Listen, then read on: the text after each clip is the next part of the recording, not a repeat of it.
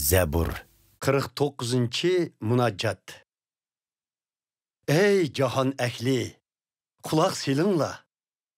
Ey xalqlar, yaxshi anglanglar.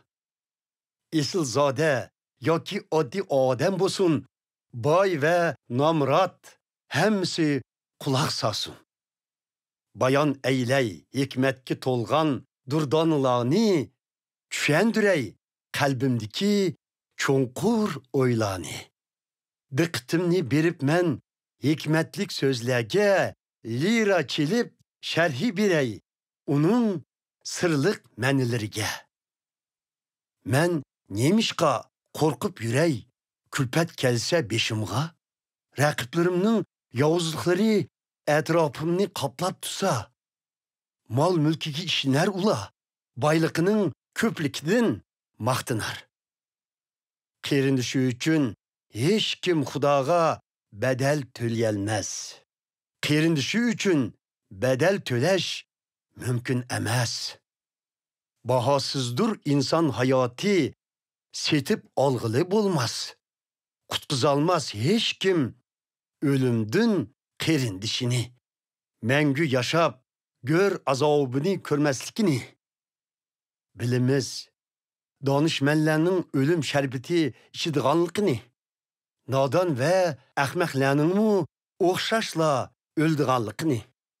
Ular hamon qoldirib ketar boshqalarga mol mulkini.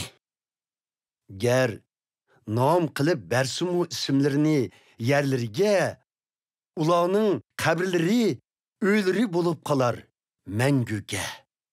To'ralg'isidir shu qabrlar davrdan davrgacha. Boyliqi bo'lsa-mu mangu yashavermas inson. Hayvonga o'xshash bir kuni o'lib tugaydi hamon. Moshundaq bo'lar oqibati o'ziga ishongan ahmoqlarning ularga agishib so'zlariga qoyil bo'lganlarning. Podichi bo'lib o'lim ularga, haydar ularni qo'y kabi o'liklar makoniga. Jasadlari chirib ketar go'r ichida, hashamatlik o'lirmi qolar yiroqda. Haqqoniylar g'aliba kuni kelganda hukm surar ularning ustida.